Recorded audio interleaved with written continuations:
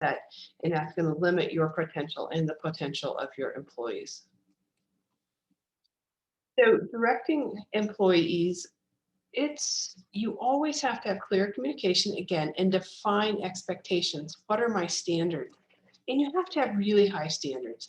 I think when employees come to work for me, they know 110%. It needs to be perfect. Everybody's paycheck needs to be perfect every time. And that's what I expect. And so what do I have to do to get an employee to understand what that means? Because everybody has different sunglasses. They were raised with different perspectives, and they may not know what a standard is. They may be, they just don't know. So I think typically you can train expectations for people and that they can understand them.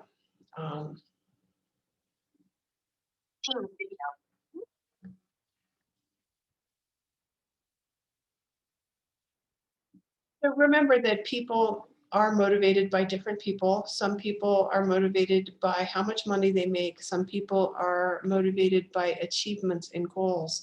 And some people, your audio went off. Okay. We got it. Install. You might have to help me. Mute. Hello? You still can't hear me? Okay, now I can. Oh, good. Good. Sorry, I didn't realize my audio had gone off when we got another chat on our phone. So back to recognizing different motivators for different people. Some people are resourceful, they're motivated by money. Some people are achievement oriented. Some people are leadership oriented. They like public recognition, they like public kudos, they like to be the center of attention.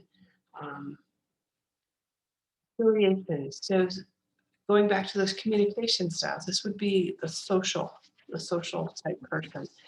And they really like to be part of a team and recognition, public credit. So those like leadership and recognition, they're probably your high I type salespeople. I'm going to say the supporters and the introverts do not publicly recognize them for good, bad, or anything else. They just want to hide, and they would be humiliated. So know the type of person that you're working with. So managing people and managing your department. So you always have to create a vision for your company and your department. Where are you going? What are you doing? What do you have to do to get there, right? You're always going to need help from your team because you can't lead without a team. So always use communication and feedback with your employees and coach them to do things better, to lead them, to help grow and develop them, because they're your quote unquote responsibility to help make them the best person, right? And so evaluate your communication skill and how you work. Are you a really high task person that like relationships are really hard for you? Like I'm a high task person, low relationship type person. Manon is a high relationship, low task. Give her something to do with people and she just blossoms and blooms, and it's an amazing thing to watch. So remember your personality type, your communication type when you're working with your employees and coaching them and counseling them. Oftentimes, if you give feedback and reviews, there's going to be a time during a performance review that you're going to have to talk about things like improving performance, improving attitude, because oftentimes that attitude problem is really going to adversely affect not only that person that you're having the counseling session with, but also the team in general. And so when you're communicating, just remember your communication style and how you like to relate to tasks. So pop quiz. So a payroll manager personally directs the work of her staff. She's a perfectionist with low tolerance for errors and great pride in the quality service award that her department won for 3 straight years. This payroll manager's situational leadership style would be described as, and go ahead and put it in chat, and I'll give you guys just a minute.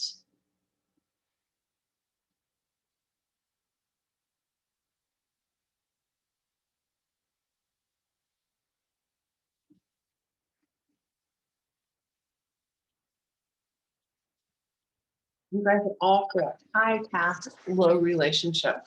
And the key is low tolerance for errors, and ran or won the service award. So quality, perfectionist, that's all a high task person. Somebody with a high customer serve run won the high customer service award would be a high relationship person. Both of them incredibly valuable to have on your team. A good mix is really important. So as you hire staff, you're going to have to train and improve. And most people will come into an entry level job with no understanding of what you do. And even if they do, we hire people who have processed, maybe large company payrolls on QuickBooks, and they come into our organization and they're like, whoa, we have no idea what you guys do.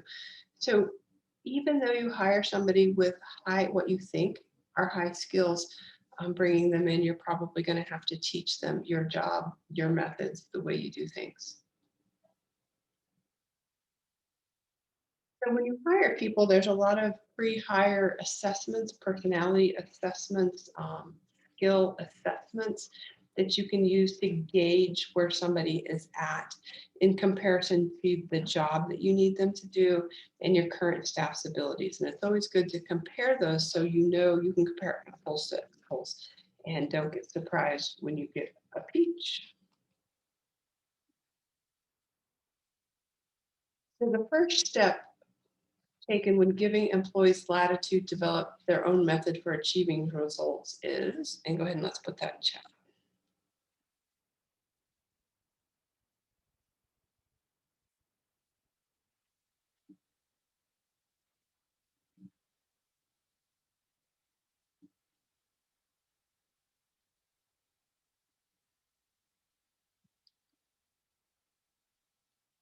Establishing the desired results. And when you give people tasks, again, using communication, asking open-ended questions, when you give somebody something to do,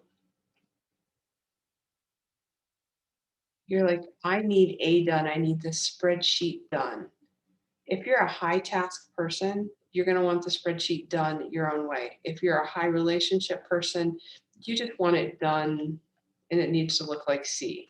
You don't care how they get there. Great job, everybody. So preparing job descriptions. There are a ton of resources out there to prepare job description.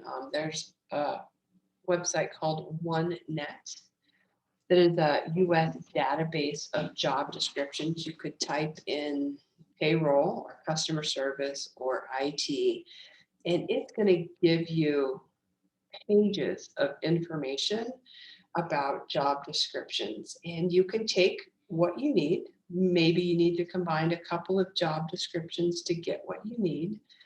And it gives you pay ranges in various locations, etc. But having a good job description so that the person applying for the job and the job description match. That can be really difficult when you start getting emotional. You've had an interview with a person and you really, really like them, but they have never performed any of the job tasks that you have, and you have to make an evaluation. Do I hire for attitude, train for skill? Do I hire for skill because I've got to get this job done and they had a pretty good attitude? So you have to really evaluate the person and if they're going to be a good fit, a cultural fit for your organization, because that's a huge. So again, interviewing candidates. So recruiting, I think one of the best ways to find employees is a referral from a current employee because they'll know the person that they're referring and it's going to be a reflection on them, the quality of that person. And if you have a stellar employee and they go, oh yeah, you should hire my friend so and so because A, B, and C, that's a pretty good recommendation, I feel, because a stellar employee isn't going to give you the name of a bad candidate. So always have your interview questions together and lined out so that you're asking generally the same questions from candidate to candidate to see what their responses are.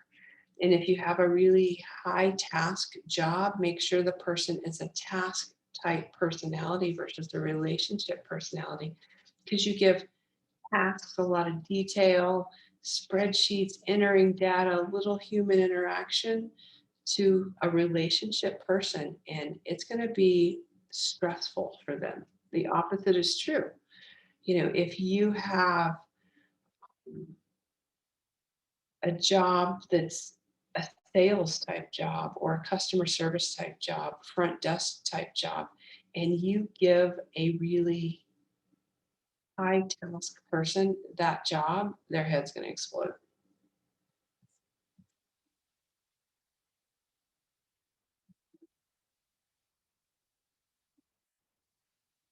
So we've kind of talked about planning for projects before.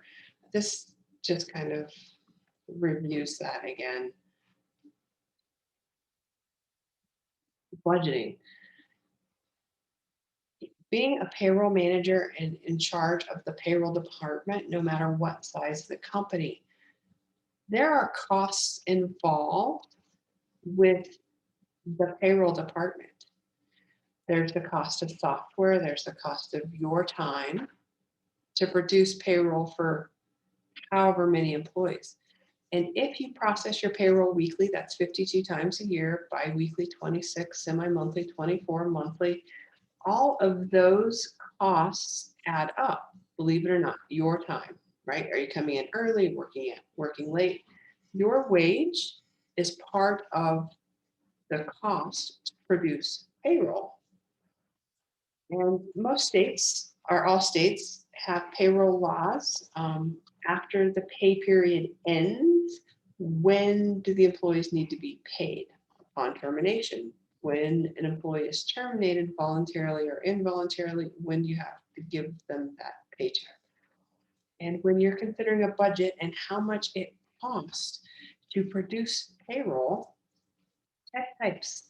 If you are giving your employees paper checks 52 times a year, just, set a timer and look how long it takes you to do one task. That might be entering 20 payrolls, 20 employees' time into the time grid, calculating the checks, printing the checks. Then when it comes to clearing the bank reconciliation, you have the accounts payable because we have segregation of duty, accounts payable, accounts receivable, finance person reconciling that bank account. And if you have 20 checks, 50 once a week, 52 times a year, that's an incredible number of checks that finance person has to clear through the bank. And then there's bank fees on top of that, and there's ordering check stock. So those are things that need to be budgeted for and accounted for when you have to um, think about, depending on the size of your organization, think about how much it costs to produce payroll.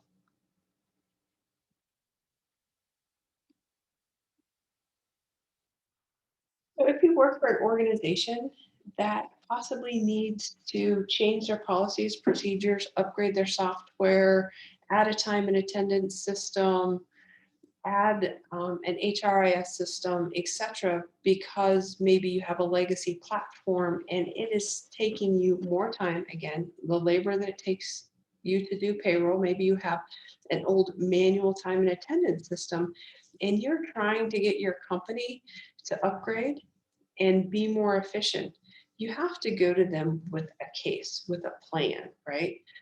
How much is something costing you right now?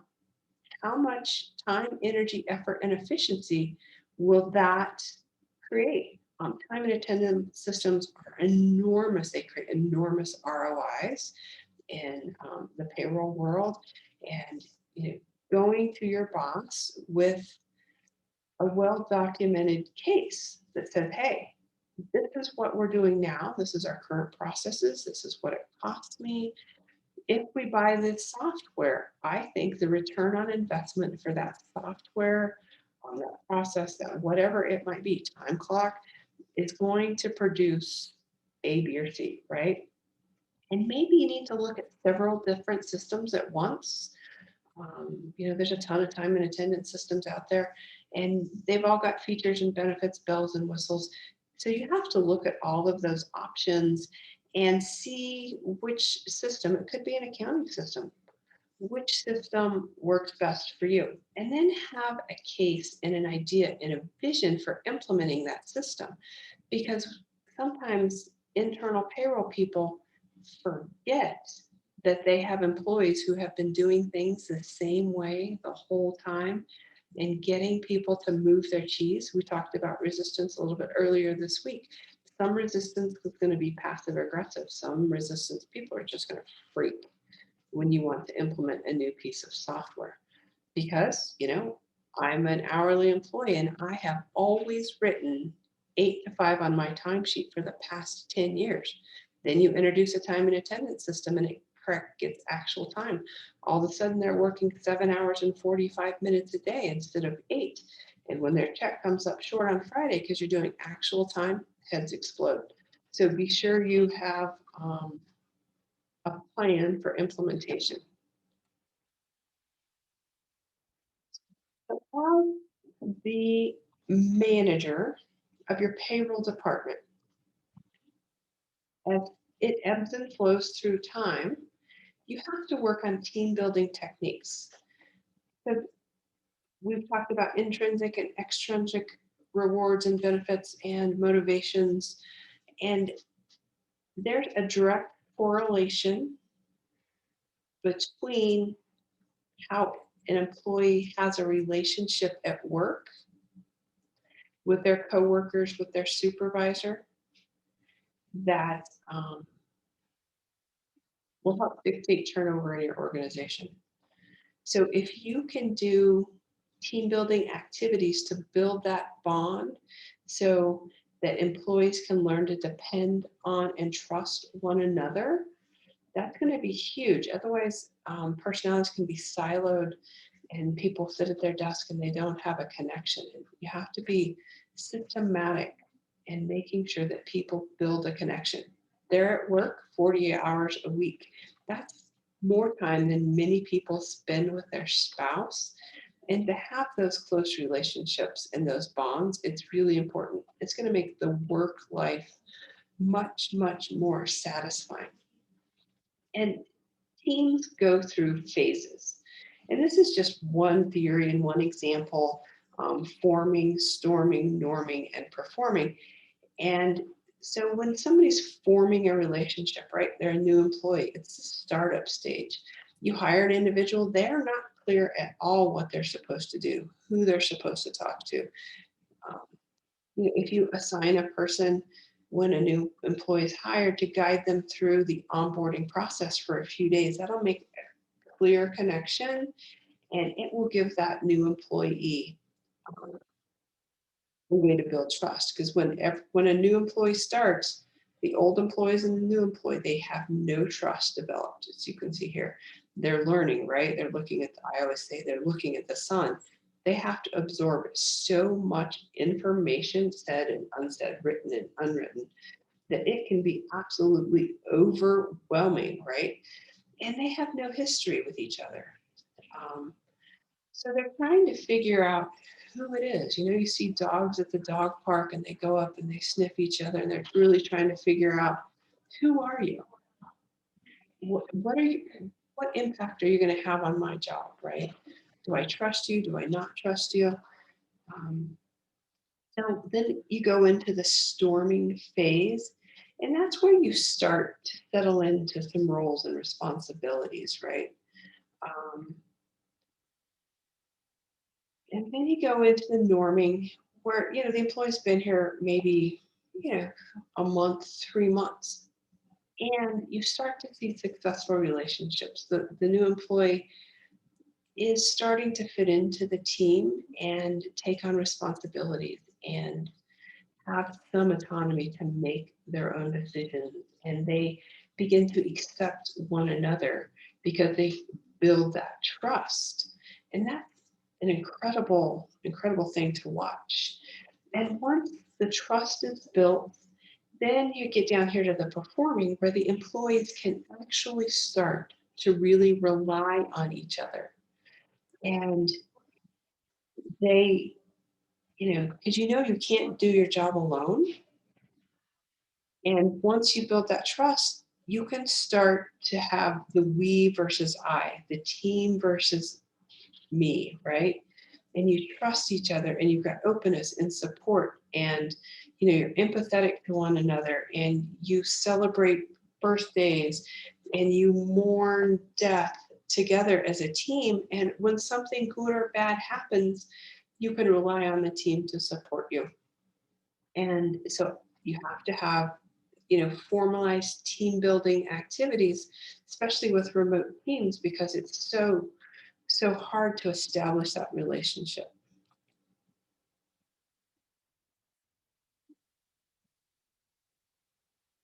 So this is a slide on task versus relationship, and I kind of think it was out of place because we had the pop quiz on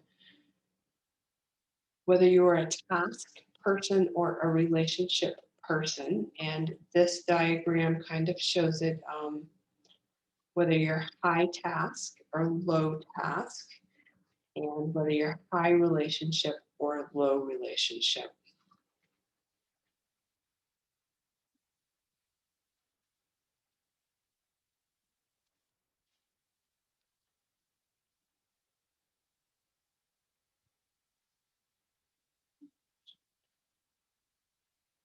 So there are a ton of management theories, and any good manager of any department, I think if you were a bookworm and read a few books on management theories, I think a really good book is The Five Dysfunctions of a Team, because it really gets into the number one dysfunction, and that's trust, which, well, there's five of them, but it's really interesting how big trust is in open communication, open, honest communication with your team, whether it's good or bad, right? Because if you're married and you never have a critical conversation with your spouse and you skate around every topic, how can you develop and build a really solid relationship where you can count on one another? The same goes true in work, right? If you can't really go to your boss with an open door policy, go to your coworker and say, hey, I really need you to do your job, or I really appreciate the way you supported me and helped me with my tasks. I really appreciate the way that you always ask if you can help. So be sure, and as a manager, stay brushed up on some of those leadership books because they will really help you figure out how to be a manager, deal with your team. Quiz. And go ahead and put your answer in the chat. An employee was an average performer until he was put in charge of a task for analyzing the state workers' compensation program. Since then, his performance has improved remarkably. What's the motivator for the employee?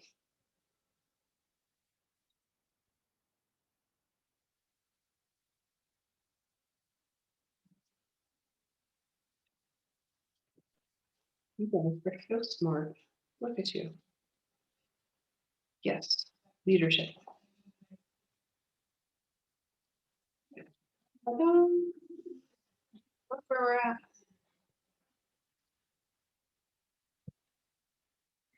We made it, Manon. We made it. We have a week off. And I can hardly hear you. My microphone was up. Can you hear me better now? I can't. Thank you.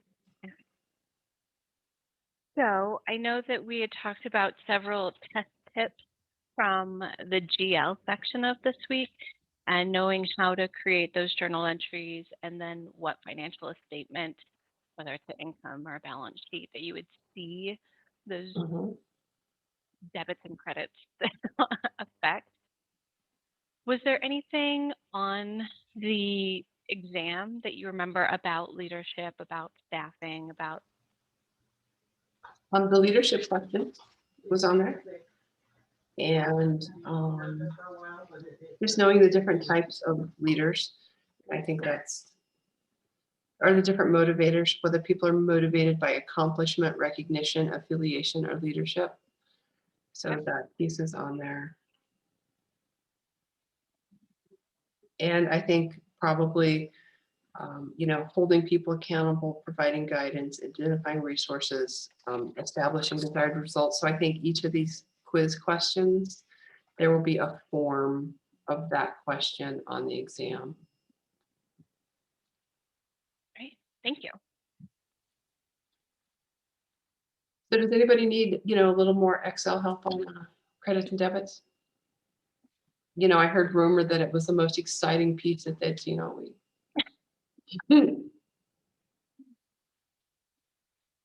So pop quiz, put it in chat. When I increase my cash, it is a what? Debit. Debit, yes. I Yes. follow instructions. So when I increase my wage expense, what is it?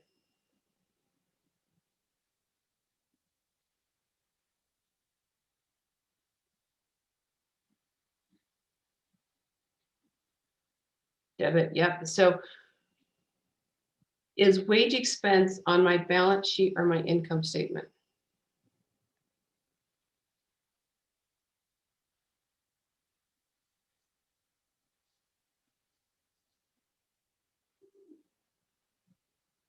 Income, yep. Income statement. So balance sheet is your assets, your liabilities, and your equity.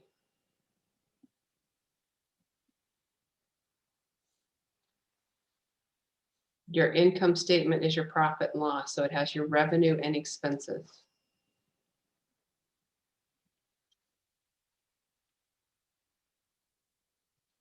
So what other trick question? So does increasing a current liability, do I increase it via a debit or a credit? So when I withhold federal withholding from my employee's paycheck and I post it to my current liability labeled income tax payable, is that a debit or a credit? Credits, yay. You guys have it mastered. That's it. You can go take the CPA exam too. Got it all covered. All right, I think we're done about 15 minutes early unless somebody has a question. Thanks for taking the time to go over all of this. Sure. And who's up next week? Did we say not next week? We are not having class because it's spring break. And then the next week, is it Kalisha? I'm looking.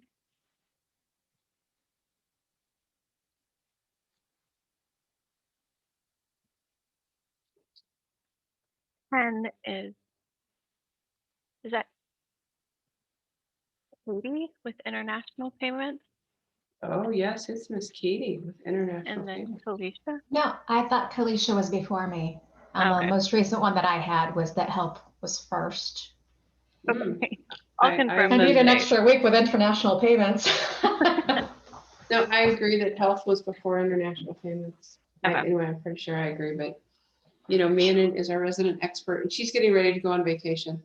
So we should probably wrap it up and everybody have a great weekend. Thank you. You too. You too. Thanks. Bye. Bye.